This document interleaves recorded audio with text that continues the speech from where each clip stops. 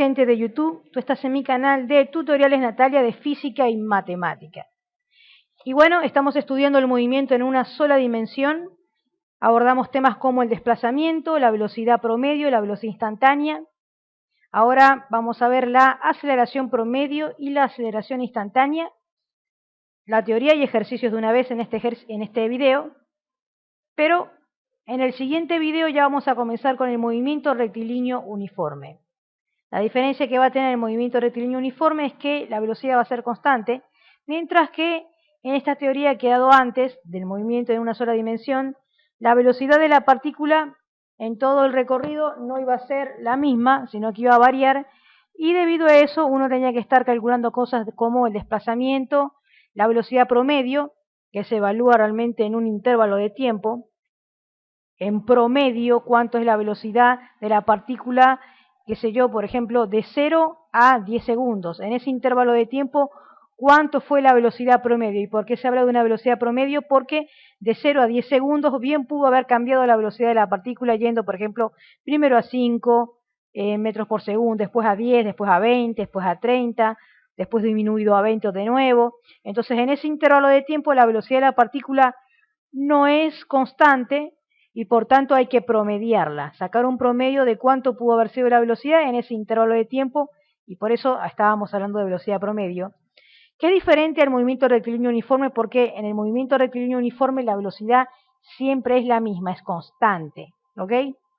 Pero en ejercicios donde la partícula va a estar cambiando de velocidad en un intervalo de tiempo, pues se calcula cosas como la velocidad promedio, y si quieres saber la velocidad en un instante preciso de tiempo, por ejemplo, a los 10 segundos, cuál era la velocidad de la partícula a los 10 segundos, ya estaríamos hablando de la velocidad instantánea.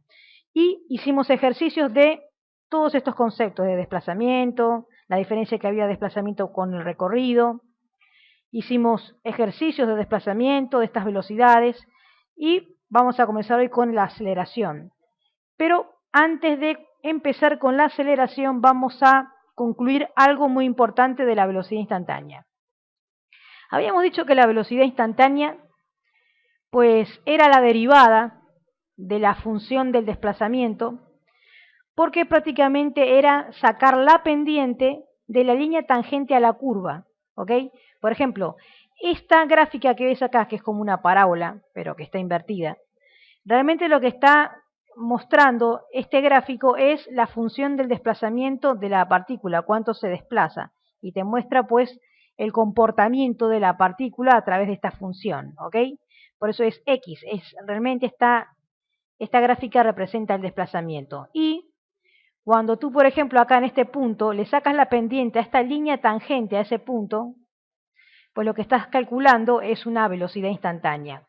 Siempre y cuando el gráfico corresponda a la función del desplazamiento. Cuando corresponde a la función del desplazamiento y tú calculas una pendiente a esta tangente, entonces la pendiente a esta tangente equivale a la velocidad instantánea. Y acá dice que cuando la línea tangente, por ejemplo, es paralela al eje de los tiempos, esta línea tangente es paralela al eje de los tiempos, la pendiente a esta recta que ves acá siempre va a ser 0. Eso tenías que haberlo sabido de matemática, que cuando la pendiente de una recta es paralela al eje horizontal, en este caso de los tiempos, pues la pendiente es 0. Y como esta pendiente que corresponde a la línea tangente de la curva equivale a la velocidad, significa que la velocidad va a ser 0. Ahora, cuando yo trazo una línea tangente a este punto, no es más que la velocidad, pero como esta es una pendiente, esta pendiente tiene esta inclinación, que en realidad lo que está haciendo es ascendiendo, o sea, está creciendo, y tú te puedes dar cuenta que está creciendo porque siempre vas a ver que esto va a ir, por ejemplo, esto se divide en 4 cuadrantes, 1, 2, 3 y 4, o sea, 1, 2, 3 y 4, mejor dicho, ¿no? 1, 2, 3 y 4.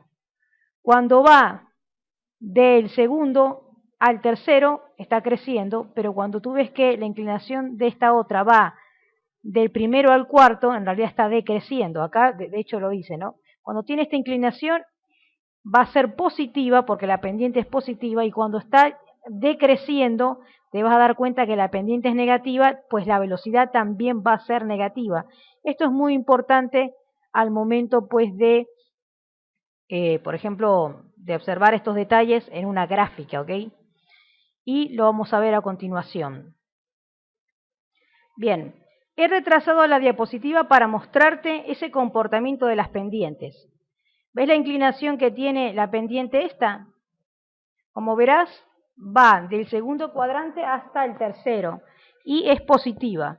Ahora, cuando yo me fijo en otra gráfica, donde también puedo observar un comportamiento de pendiente, estás viendo que es decreciente, va del primero al cuarto cuadrante y verás que es negativa. Este es un excelente ejemplo para explicar aquello de las pendientes. Y es que nos ponen tres gráficas, la gráfica de el desplazamiento, la gráfica de la velocidad y la gráfica de la aceleración.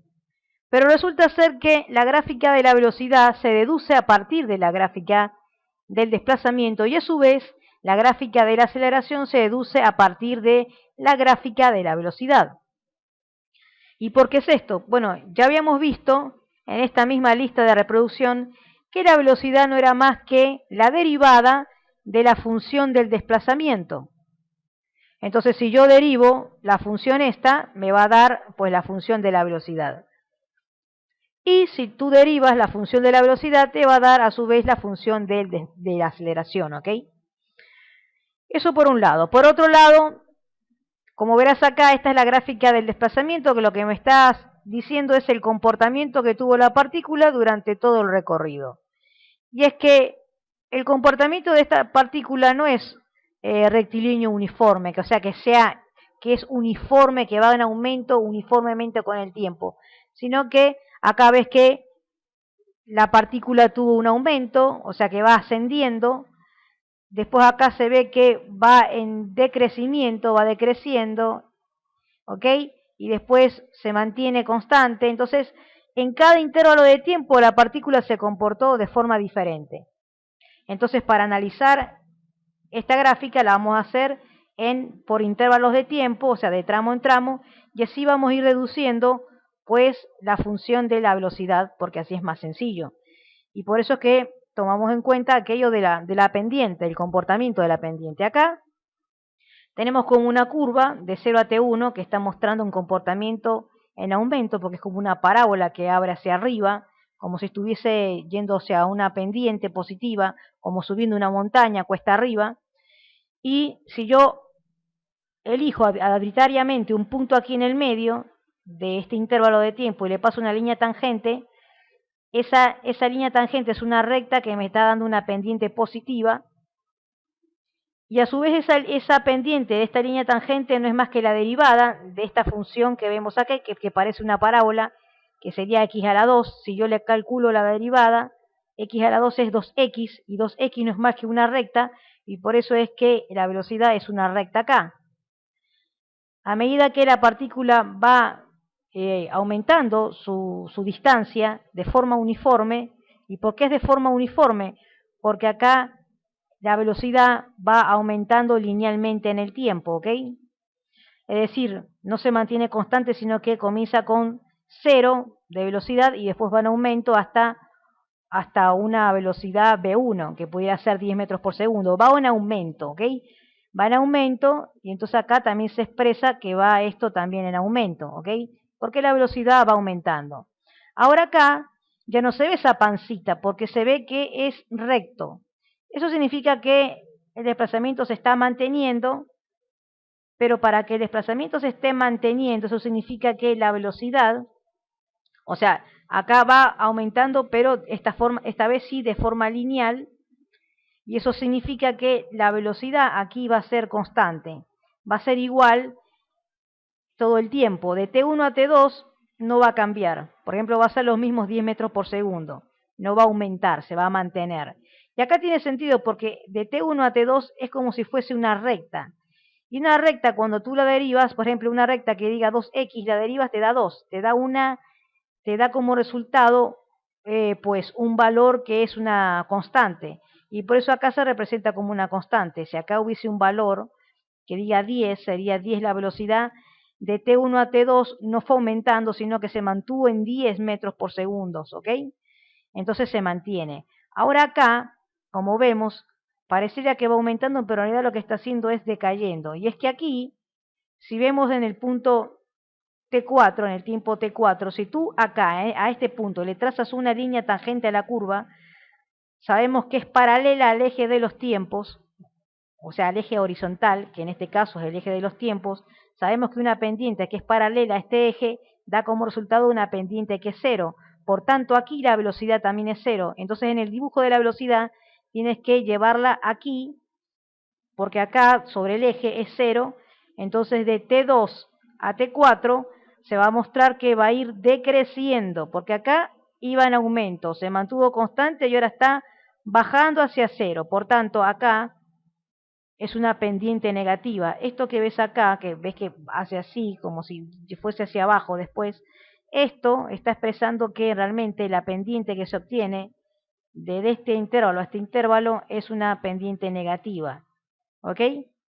Ahora, de T4 a T5, pues sigue hacia abajo, sobre todo si yo trazo una línea tangente a este punto, por ejemplo aquí, o calculo la pendiente entre este punto y este punto, igual me va a dar una pendiente que es negativa, que yo la tengo que expresar como una recta hacia abajo, porque me está mostrando que está decreciendo.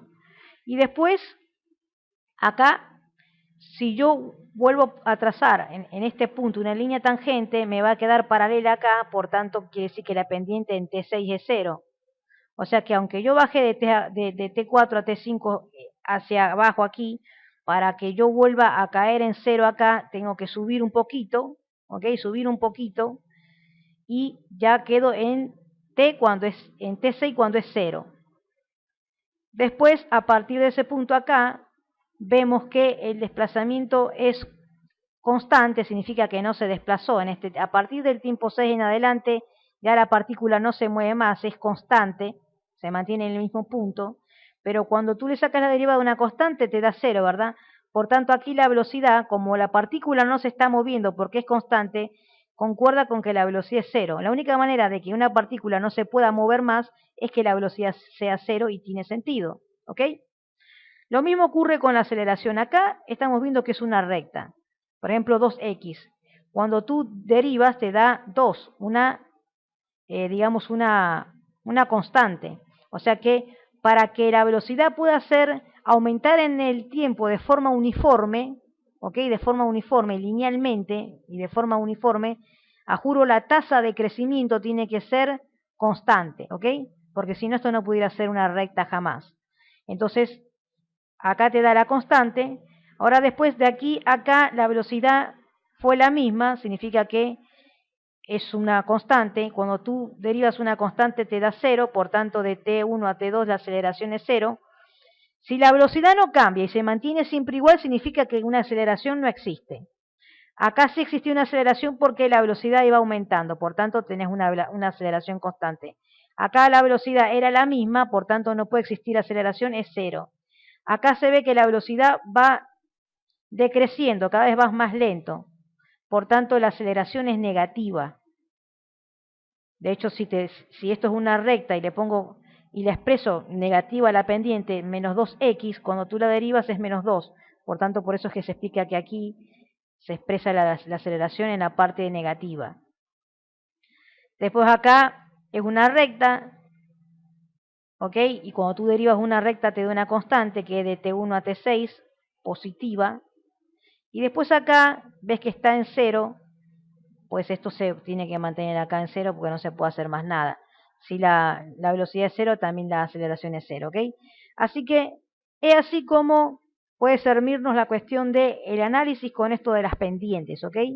Si te gustó, ponme un like, suscribirte ahí. El contenido de la aceleración que lo iba a hacer en este video lo voy a dejar para el siguiente porque se me hizo muy largo. Así que hasta luego y nos vemos en el siguiente.